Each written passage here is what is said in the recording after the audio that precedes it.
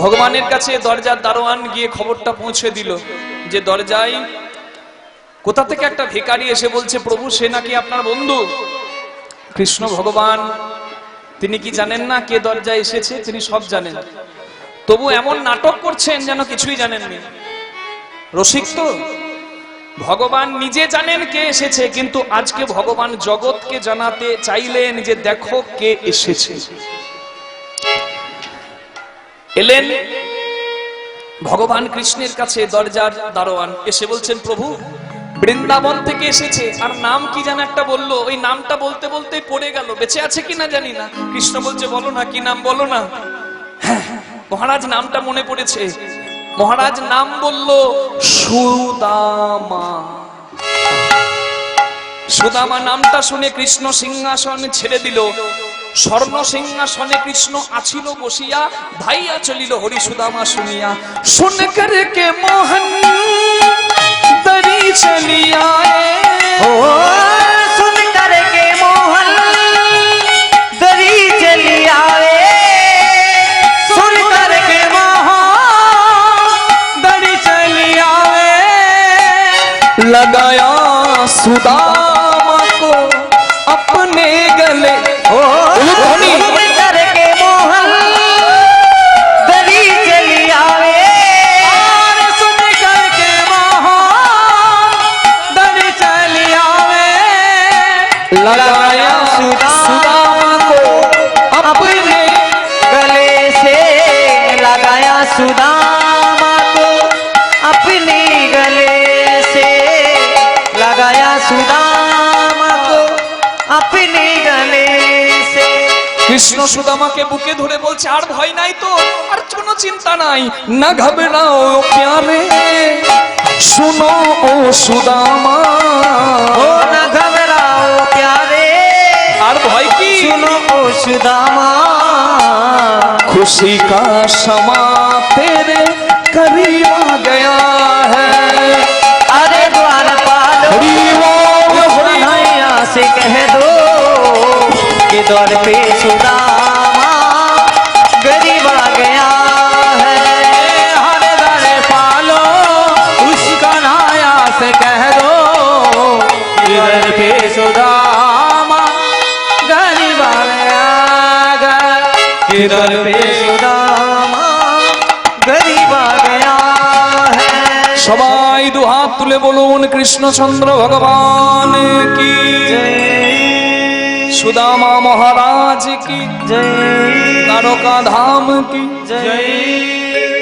ভগবান সুদামাকে এসে দেখছে অজ্ঞান হয়ে আছে, তো ক্ষুধার জ্বালা ক্লান্তির জ্বালায় সুদামার গায়ে কোমল স্পর্শ দিয়ে সুদামাকে সজ্ঞানে তুলে কৃষ্ণ ভগবান বুকে করে ধরে বলছে সুদামা এতদিন পর বন্ধুকে মনে পড়লো। হ্যাঁ রে, এই ভালো আছিস তো বন্ধু? কতদিন দেখি নাই, কি অবস্থা করেছিস শরীরে? আরে এই খাওয়া দাওয়া করিস না, কি অবস্থা হয়েছে? কৃষ্ণ যখন এত আদর করে জিজ্ঞাসা করছে, দরজার দারোয়ানগুলোর কি অবস্থা জানেন?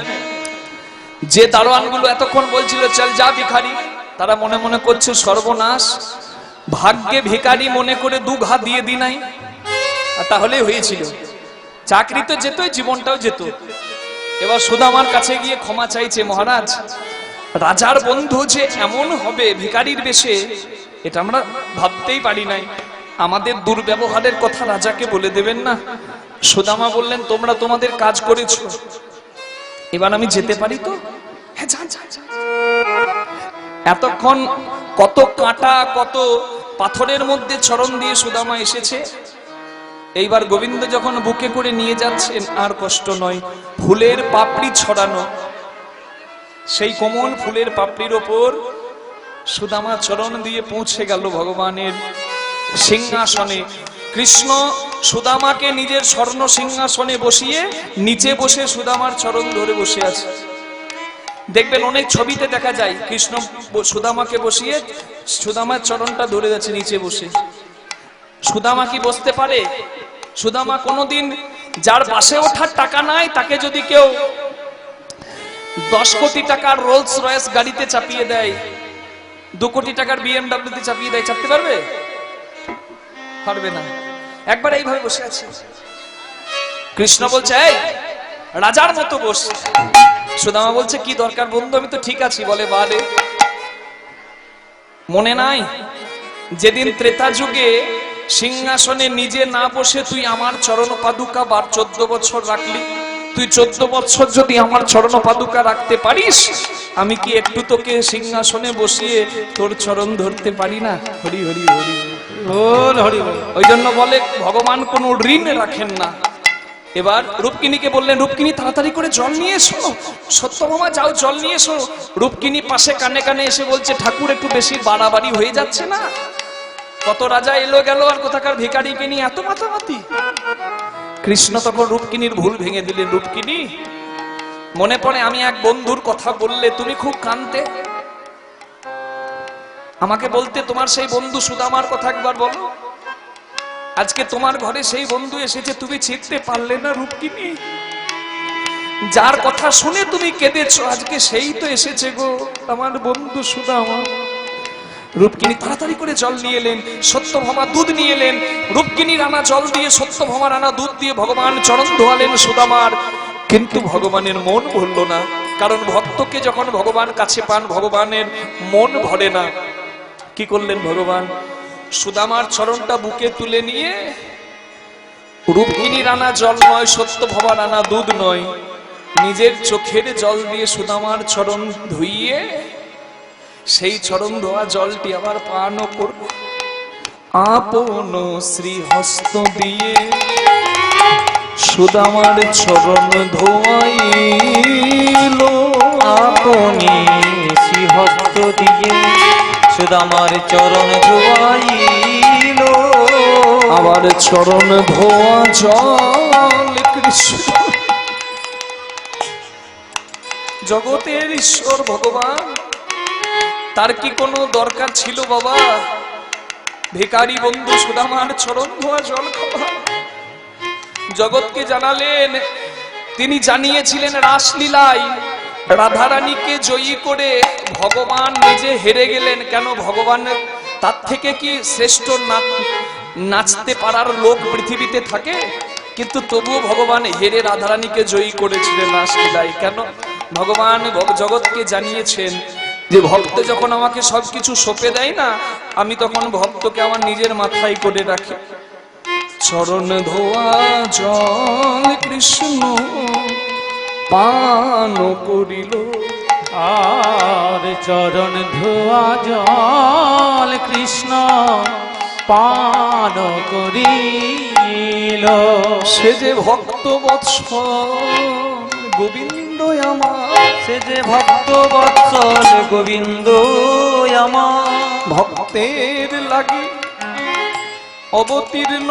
ভক্ত বৎসল গোবিন্দ আমার, সে যে ভক্তের লাগি অবতীর্ণ। ভক্তে বৎসল গোবিন্দ আমার, চরণ ধোয়া জল কৃষ্ণ পান করিল। সুদামার চরণ ধুইয়ে সুদামাকে সেবায় বসালেন। সুদামার একবেলা জোটে একবেলা জোটে না, যে খুদের অন্ন পায়, খুদ খুদ খুদ খায়। তার সামনে আজকে অন্ন রয়েছে পরমান্ন, তার সঙ্গে পাশে রয়েছে কি জানেন? হাজার হাজার ব্যঞ্জন, যা চোখেই দেখে নাই কোনোদিন। মনে করে ভাবছে কোনটা খাবো কোনটা রাখবো। কৃষ্ণ তখন পাশ থেকে বলছে বন্ধু ভালো লাগছে বলে সব খেয়ে নিস না, একটু একটু করে খেয়ে প্রসাদ করে রেখে দিয়েছি।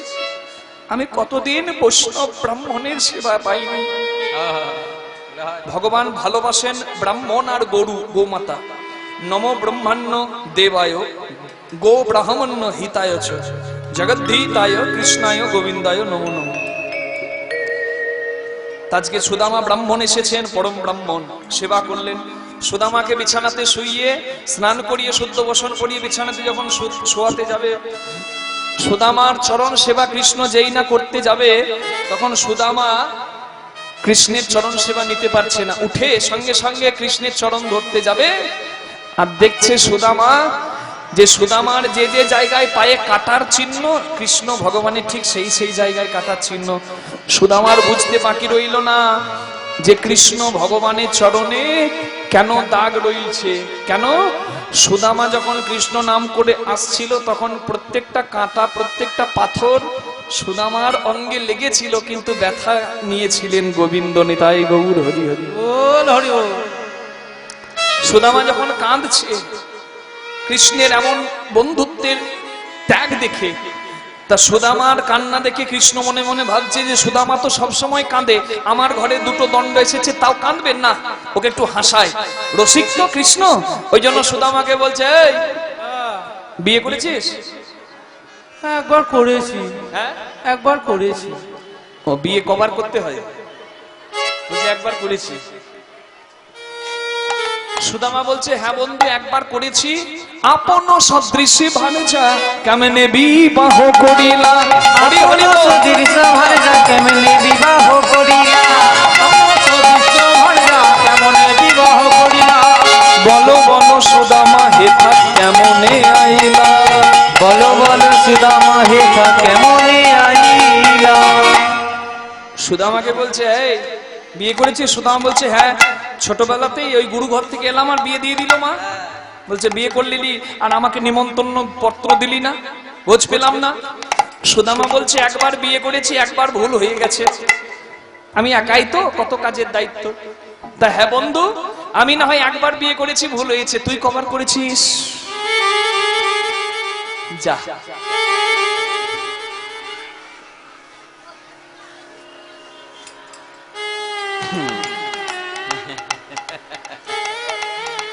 খুব হাসছেন মায়েরা।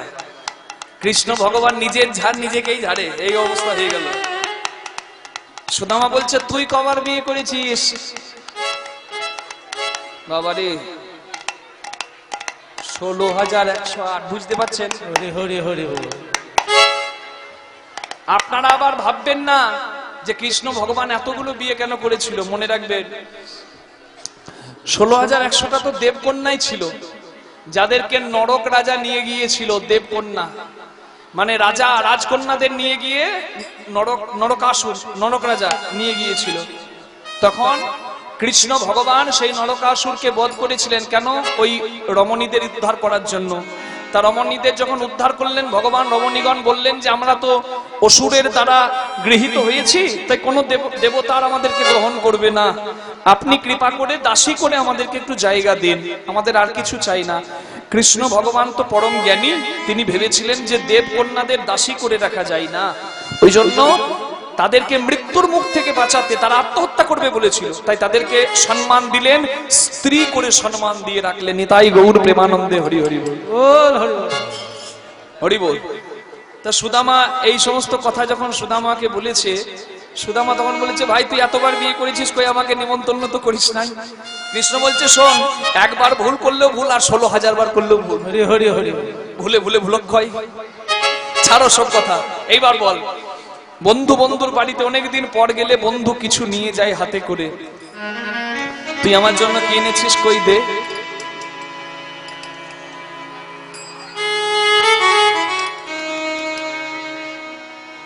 সুদামা এনেছিল বটে, কিন্তু যখন সুদামা দেখছে যে কৃষ্ণ তার বন্ধু এত বড় দ্বারকার মহারাজ, স্বর্ণ প্রাসাদ, স্বর্ণ সিংহাসন, স্বর্ণ পালঙ্কে অভিভূত হয়ে থাকেন, যে লক্ষ লক্ষ দাস দাসী যার চরণ সেবার জন্য আছে, দাস দাসীদের গলায় এমন রত্নের মালা কত কত রানীর থাকে না, যার সেবায় প্রত্যেকদিন হাজার হাজার ব্যঞ্জন লাগে, সেই ভগবানের জন্য, সেই আমার বন্ধু দ্বারকাধীশের জন্য আমি 4 মুঠো ভিক্ষা করে চিড়ে এনেছি। এই চিড়ে যদি আমি কৃষ্ণকে দিই, ওই দাস দাসীগুলো হাসবে আর আমাকে বলবে, বেটা ভিখারি, কোনো জ্ঞান নাই, কৃষ্ণকে চিড়ে দিতে এসেছে। আড়াল করে নিয়ে বলছে, কৃষ্ণ তুই রাজা, আমি ভিখারি, আমি কিছু আনতে পারি, আনি নাই। কৃষ্ণ ভগবান মনে মনে ভাবলেন, সুদামারে সোজা আঙুলে ঘি না উঠলে আঙুলটা বেঁকাতে জগতে আমার থেকে ভালো কেউ জানে না। তাই সুদামা কি করলেন, আড়াল করেছে। কৃষ্ণ বলছে, বেশ আনিস নাই তো দরকার নাই, আর একবার আমার কোলে আয়। সুদামা বলছে, না যাব না। আয়, না যাব না, আয় বলছে। জোর করে যখন ধরেছে আর চিড়ের পুটলি পড়েছে, যেই না পড়েছে কৃষ্ণ ভগবান তুলে নিয়েছে। সুদামা আমার জন্য এনেও বলছি আনিসনি, দেখি দেখি কি এনেছিস। সুদামা হাত জোর করে পাশ থেকে দাঁড়িয়ে বলছি, কৃষ্ণ খুলে দিস না বন্ধু, আমি যা এনেছি তা যদি তোর এই দাস দাসীরা দেখে আমাকে আঙুল দেখিয়ে বলবে ভিখারির কোনো জ্ঞান নাই, দ্বারকার রাজার জন্য কেউ শুকনো ছিঁড়ে আনে। কৃষ্ণ মনে মনে ভাবছে, সুদামারে কালীয় নাগ যদি আমাকে বিষ দেয় আর বিষ যদি আমি নিতে পারি, তুই তো আমার জন্য ভিক্ষা করে এনেছিস, দেখি কি এনেছিস, দেখি দেখি দেখি আমি দেখি দেখি দেখ। সুদামা, আমি জানতাম আমার দুঃখ অন্য কেউ না বুঝুক তুই বুঝবি। জানিস বন্ধু, সবার বাড়িতে আমি যাই আর সবাই শুধু আমাকে মিষ্টি খাওয়ায়। কৃষ্ণ ভগবান মিষ্টি ভালোবাসে, ওই জন্য আপনারা তো নকুলদানা বাতাসা ননি ক্ষীর দেন না, মানে কৃষ্ণ শুধু মিষ্টি। হাগো কারোর একটা একই রকম ভালো লাগে? আপনি শুধু ডাল তরকারি দিয়ে প্রত্যেকদিন ভাত খেতে পারবেন? কিছু তো ভিন্ন করতে হয়। তা কৃষ্ণ বলে, বন্ধু জানিস কত রাজাদের বাড়িতে যায়, কত মন্দিরে আমার পুজো হয়, শুধু মিষ্টি আর মিষ্টি। ভালো লাগে বল? আমার মুখের স্বাদ চলে গেছে, মিষ্টি আর ভালো লাগে না আমার। তাই আমার স্বাদহীন মুখে স্বাদ ফেরাতে তুই শুকনো ছিঁড়ে এনেছিস। আবার এ আমি কি দেখছি, শুকনো ছিঁড়ে খেতে আমার কষ্ট হবে বলে তুই আবার ছিঁড়ে ভিজিয়ে নিয়েছিস। বাহ বাহ। সুদামা হাত জোর করে বলছে, আমি এত শত ভেবে ছিঁড়ে ভেজাইনি বন্ধু। রাস্তা দিয়ে যখন তোর কাছে আসছিলাম, আমি এই চিড়ের 4 মুঠো দানা হাতে নিয়ে ভাবছিলাম, অত বড় দ্বারকার রাজাকে আমি কি করে শুকনো ছিঁড়ে দেব। বল হরি বল। যার বদনে ক্ষীর ননি দিতে মা যশোদার হাত কেঁপে যেত, রাধারানী তাম্বুল সাজিয়ে কত যত্ন করে যার বদনে তুলে দিত, সেই বদনে কি করে আমি শুকনো ছিঁড়ে দেব। এই কথা ভাবতে ভাবতে জানিস বন্ধু, আমি কোন নদীর জল কোন পুকুরের জল দিয়ে ছিঁড়ে ভেজাইনি রে। তোর কথা ভাবতে ভাবতে আমার চোখের জলে ছিঁড়ে ভিজে গিয়েছে ভাই কানাই রে, তাই গৌর হরি গৌর হরি। চোখের জলে চিরে ভিজে গিয়েছে, আমার চোখের জলে চিরে ভিজে গিয়েছে। আমি কেমন করে দেব বদনে, চোখের জলে চিরে ভিজে গিয়েছে। আমি কেমন করে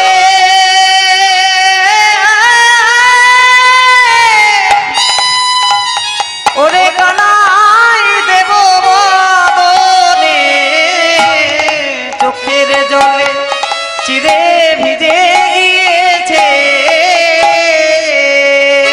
কৃষ্ণ ভগবান সুদামাকে বললেন, সুদামারে আমি প্রতিজ্ঞা করে বলতে পারি, ক্ষীর স্বর্ণনি মন্ডা মিঠাই দিয়ে আমায় অনেকে ডাকে, কিন্তু তোর মতো এমন চোখের জলে আমায় কে বা ডাকে।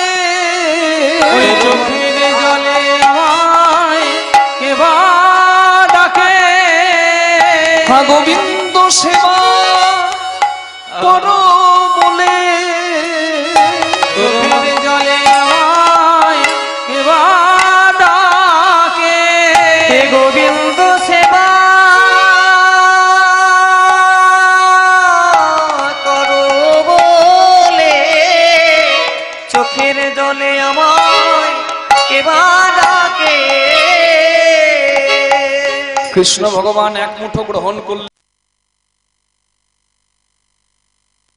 দ্বারকার সবাই বাকি প্রসাদ যে জন গ্রহণ করলেন, দুই বাহু তুলে বললেন, কৃষ্ণচন্দ্র ভগবান কি, সুদামা মহারাজ কি জয়।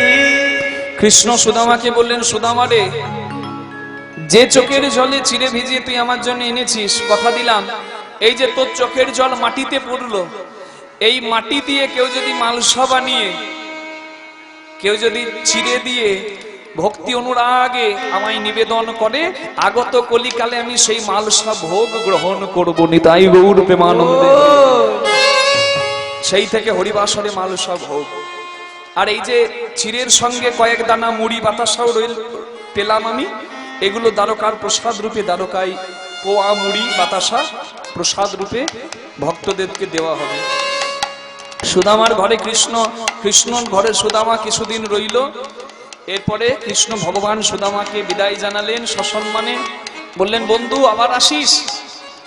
কৃষ্ণের কাছে বিদায় নিয়ে সুদামা যখন ঘরে ফিরছে, মনে মনে ভাবছে কাহং পাপিয়া ক কৃষ্ণ শ্রী নিকেতন ব্রহ্মবন্ধু রীতিষ্মা হং বাহুদ্যাং পরিদং ধিতং। অর্থাৎ কে বলেছে জগতে তুমি ভিখারি, তুমি কাঙাল, তুমি অনাথ? বড় লোকের ঘরে জন্ম নিলেই কি তুমি বড় লোক হলে বাবা? কে বলেছে তুমি অনাথ, কে বলেছে কাঙাল, কে বলেছে ভিখারি? জগৎপতিকে ভালোবেসে কেউ যদি বন্ধু মনে করে আর জগৎ বন্ধুর দেখা পেয়ে, আর জগৎ বন্ধু তাকে যদি একবার বুকে করে রাখে সুদামার মতো, জগতে তার থেকে ধনী কি আর কেউ রইল? নিতাই গৌর হরি হরি হরি হরি বল। সুদামা যখন নিজের ঘরে এলেন তখন দেখলেন তার কুড়ে ঘর নাই, সেখানে একটা রাজপ্রাসাদ, তার থেকে রানীর মতো দেখতে একটা মেয়ে তার কাছে এসে আরতি করছে। সুদামা দেখতে পাচ্ছে না কে কে আমার আরতি করছে। একটু পরে যখন মুখটা দেখে বুঝতে পেরেছে তার স্ত্রী সুশীলা। এ কে কে করলো গো এসব?